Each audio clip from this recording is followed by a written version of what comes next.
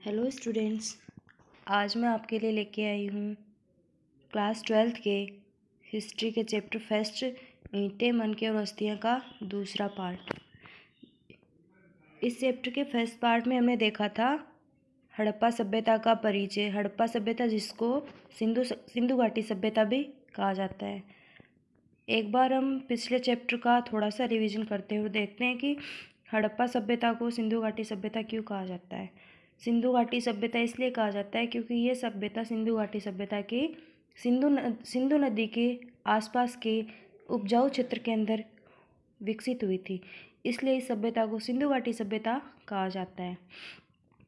आज हम देखते हैं इस चैप्टर का आगे का पार्ट। तो कोई भी सभ्यता अगर विकसित होती है तो वो उपजाऊ क्षेत्र के अंदर विकसित होती है, जिससे कि वहाँ रहने वाले लोगों को आसानी से खाद्य पदार्थ प्राप्त हो सकें। तो सिंधु घाटी सभ्यता के जितने भी स्थल हैं वो नदियों के किनारे विकसित हुए। तो आज अपन देखते हैं सिंधु घाटी सभ्यता के प्रमुख स्थल और ये किन नदियों के तटों पर विकसित हुई है सभ्यताएं और उनके उत्खननकर्ताओं के नाम। तो पहला स्थल है मोहनजोदड़ो, जो कि सिंधु नदी तट पे विकसित हुई और इसके उत्खननकर्ता हैं राखलदास बनर्जी। दूसरी सभ्यता है हड़प्पा सभ्यता, जो कि रावी नदी के तट पर विकसित हुई थी। इसके उत्खननकर्ता थे दयाराम साहनी। तीसरी सभ्यता है रोपड़ सभ्यता स्थल है रोपड़, जो कि सतलज नदी के किनारे विकसित हुआ था और इसके उत्खननकर्ता थे यज्ञदत्त शर्मा। चौथी है सुत्का गेंडोर, जो कि दाश्क नदी के किनारे पर विकसित हुई थी और इसके उत्खननकर्ता थे ऑरेल स्टाइन। पांचवी थी लोथल, जो कि हरियाणा में भोगवा नदी के किनारे विकसित हुई थी और इसके उत्खननकर्ता थे रंगनाथ राव। और छठवीं थी कालीबंगा, जो कि राजस्थान में स्थित है और ये घग्गर नदी के किनारे विकसित हुई थी, जो कि कालीबंगा जो कि हड़प्पा सभ्यता का प्रमुख स्थल है। इसके उत्खननकर्ता थे रंगनाथ राव। सातवां है राखीगढ़ी, जो कि घग्गर नदी के किनारे विकसित हुआ और इसके उत्खननकर्ता का नाम है सूरजभान। आठवीं है रंगपुर, जो कि भादर नदी के किनारे विकसित हुआ था और इसके उत्खननकर्ता का नाम भी रंगनाथ राव था। और लास्ट है आलमगीरपुर। यह स्थल हिंडन नदी के किनारे स्थित है और इसके उत्खननकर्ता का नाम यज्ञदत्त शर्मा है। अब हम देखते हैं, पिछले पार्ट में हमने देखी थी सिंधु घाटी सभ्यता का परिचय। अब अपन देखते हैं सिंधु घाटी सभ्यता की मुख्य विशेषताएं। सबसे पहली विशेषता हम देखते हैं सिंधु घाटी सभ्यता की सड़कों और गलियों की विशेषताएं। हड़प्पा सभ्यता में सड़कों तथा गलियों को लगभग एक ग्रिड पद्धति में बनाया गया था। सिंधु घाटी सभ्यता की सड़कों के अवशेषों को अपन जब देखते हैं, जब उत्खननकर्ताओं ने उनके जो अध्ययन किया तो उसमें पाया गया है कि सिंधु घाटी सभ्यताएं लगभग एक ग्रिड के समान पद्धति पे बनी हुई दिखाई देती है और ये सड़कें एक दूसरे को समकोण पे काटती थी। और इस सभ्यता की एक विशेषता ये भी थी कि यहाँ की जल निकास प्रणाली अनूठी थी, जो कि घरों के गंदे पानी की नलियों को गली की नालियों से जोड़ती थी। सड़कों के साथ नालियों को बनाया गया था और सड़कों और गलियों के अगल बगल आवासों को बनाया गया था। दूसरी विशेषता थी हड़प्पा सभ्यता में भवन निर्माण। हड़प्पा सभ्यता की भवन निर्माण योजना अनूठी थी और आंगन पे आधारित थी। इसके अंदर हड़प्पा सभ्यता के भवनों में शौचालय, स्नानागार, शयन कक्ष आदि के अतिरिक्त कई कमरे भी मिले हैं।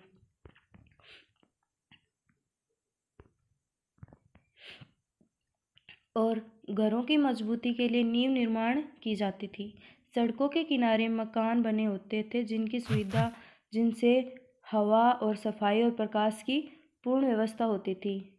मकान जमीन से ऊंचाई पर बनाए जाते थे। मकानों के दरवाजे सड़कों की ओर खुलते थे और मकानों के प्रवेश द्वार मुख्य मार्ग की अपेक्षा गली की ओर खुलते थे, जिसके कारण बाहरी हलचल, शोरगुल और प्रदूषण से घर सुरक्षित होगा। इस प्रकार हमने देखा कि हड़प्पा या सिंधु घाटी सभ्यताओं के लोगों की भवन निर्माण कला कितनी उत्कृष्ट थी। सड़कों के किनारे पानी की निकासी के लिए नलियां बनी होती थी और नलियों को ढकने की भी व्यवस्था थी। नलियों को फर्श से ढका जाता था। नालियों में थोड़ी थोड़ी दूर पर शोषक कूप लगे होते थे जिनमें गंदगी रुकी रहती थी। पक्की ईंटों का प्रयोग बहुत अधिक मात्रा में किया जाता था। तो इस प्रकार हम देखते हैं कि सिंधु घाटी सभ्यता अपने समय में उत्कृष्ट विकास की अवस्था में थी। अगली विशेषता है हड़प्पा सभ्यता में सार्वजनिक भवन। सिंधु घाटी सभ्यता को 2 भागों में विभाजित किया गया, जिसके ऊपरी हिस्से में सार्वजनिक भवन तथा निचले हिस्से में व्यक्तिगत आवास बने हुए थे। उत्खनन में सार्वजनिक या राजकीय भवनों में अवशेष मिले हैं। एक अवशेष मोहनजोदड़ो से मिला है जो कि 70 मीटर लंबा और 24 मीटर चौड़ा है। यह स्मारक उस काल की संपन्नता का परिचायक है। यहाँ पर 71 मीटर लंबा व इतना ही चौड़ा एक वर्गाकार कक्ष प्राप्त हुआ है जिसमें 20 स्तंभ थे। एक अनुमान के अनुसार इस भवन का उपयोग आपसी विचार विमर्श, धार्मिक आयोजन और सामाजिक आयोजन के लिए किया जाता होगा।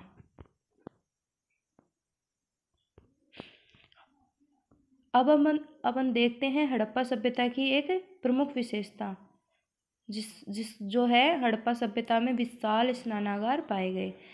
स्नानागार जलाशय किले में स्थित था और यह 11.88 मीटर लंबा और 7.1 मीटर चौड़ा तथा 2.43 मीटर गहरा। इसके तल पर सीढ़ियाँ बनी हुई हैं और ये सीढ़ियाँ पक्की ईंटों से बनाई गई हैं। ये अपन देख रहे हैं क्लास 12 की NCERT की चैप्टर फर्स्ट का सिंधु घाटी सभ्यता के बारे में उसकी विशेषताएं। तो इसके अंदर स्नानागारों की प्रमुख विशेषताएं थी कि स्नान कुंड के चारों ओर बने हुए कमरे और बरामदे भी बनाए जाते थे। स्नान कुंड के कमरे के समीप एक कुआं बना हुआ है जिससे कि पानी कुंड में आता था और कुंड के गंदे पानी की निकासी एक अन्य दरवाजे से की जाती थी। गंदा पानी फिर बड़ी नालियों के माध्यम से शहर से बाहर निकल जाता था। स्नानागार की दीवारों के निर्माण में सीलन से बचने के लिए डामर या तारकोल का प्रयोग किया जाता था। पूरे स्नानागार में 6 प्रवेश द्वार होते थे। स्नानागार में गर्म पानी की व्यवस्था भी होती थी। इस स्नानागार के बारे में अर्नेस्ट मैके कहते हैं कि यह स्नानागार पुरोहितों के स्नान के लिए होता था। एग्जाम की दृष्टि से ये हड़प्पा सभ्यता की जो विशेषताएं हैं वो बहुत ही महत्वपूर्ण है, तो इनको हमें ध्यान से पढ़ना चाहिए। अब अपन देखते हैं हड़प्पा सभ्यता में जल निकास प्रणाली। हड़प्पा संस्कृति नगरीय थी। इन लोगों का जीवन स्तर उच्च था। घरों का गंदा पानी सड़कों के किनारे बनी हुई नालियों से लेकर शहरों के बाहर हो जाता था। इन नलियों में पक्की ईंटों का प्रयोग किया जाता था। इनका प्लास्टर किया जाता था जिससे कि नालियों को कोई नुकसान न पहुंचे। इसलिए प्लास्टर के लिए चूना, मिट्टी और जिप्सम का प्रयोग किया जाता था।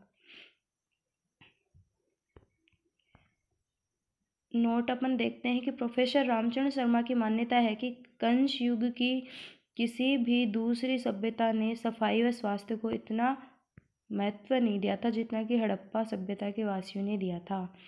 और यहाँ पे बहुतायत से पक्की ईंटों का प्रयोग मुख्य रूप से 4 प्रकार की ईंटें प्रयुक्त की जाती थी, जिसमें एक तो आयताकार जिनका अनुपात होता था 4:2:1।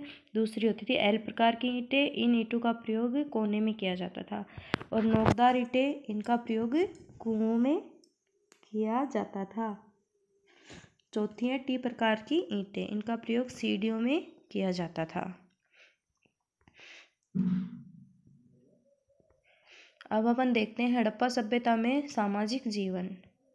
हड़प्पा सभ्यता के सामाजिक जीवन की विशेषता में के मुख्य बिंदु हैं सामाजिक संगठन, भोजन, वस्त्र, आभूषण, सौंदर्य प्रदर्शन, मनोरंजन, प्रौद्योगिकी, मृतक क्रम और चिकित्सा विज्ञान। हड़प्पा सभ्यता की इन सामाजिक जीवन की विशेषताओं को अपन एक एक करके विस्तार से पढ़ेंगे।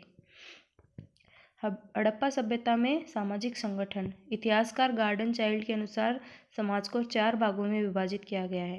पहला था शिक्षित वर्ग, जिसमें पुरोहित, चिकित्सक, जादूगर और ज्योतिष आते थे। और दूसरा है योद्धा या सैनिक वर्ग। इनकी पुष्टि दुर्गों में उपस्थित अवशेषों के आधार पर हुई है। तीसरा है व्यापारी या दस्तकार वर्ग, जिनमें बुनकर, कुम्हार और स्वर्णकार आते हैं। चौथा है श्रमिक व कृषक वर्ग, जिसमें टोकरी बनाने वाले, मछली बनाने वाले, मारने वाले इत्यादि शामिल हैं। तो ये था हड़प्पा सभ्यता का सामाजिक संगठन। अब अपन और हड़प्पा सभ्यता के लोग मांसाहारी व शाकाहारी दोनों ही थे। अब हम देखते हैं हड़प्पा सभ्यता के वस्त्रों की विशेषताएं। हड़प्पा सभ्यता के लोग भिन्न भिन्न ऋतुओं में अलग अलग वस्त्र पहनते थे। महिला और पुरुष के वस्त्रों में भिन्नता पाई जाती थी। पुरुषों में धोती, पगड़ी, दुशाले, कुर्ता एवं महिलाओं में घाघरा व साड़ी पहनी जाती थी। चौंदड़ों से प्राप्त मूर्ति में पगड़ी प्राप्त हुई है। तो चौंदड़ों से प्राप्त मूर्ति से हमें क्या विशेषता मिलती है कि चौंदड़ो सभ्यता के लोग सिर पे पगड़ी पहनते थे।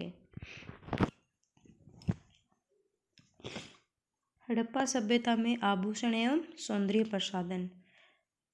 हड़प्पा सभ्यता के लोगों में स्त्री व पुरुष दोनों ही आभूषण पहनते थे। वह दोनों ही सौंदर्य प्रसाधन के सामग्री का प्रयोग करते थे। अंगूठी, कान की बाली, चूड़ियाँ, बाजूबंद, हार। धनी लोगों के हाथ में सोने जैसी कीमती धातु के आभूषण भी मिले हैं, जबकि सामान्य लोग तांबे, कांसा तथा हड्डी के बने आभूषण पहनते थे।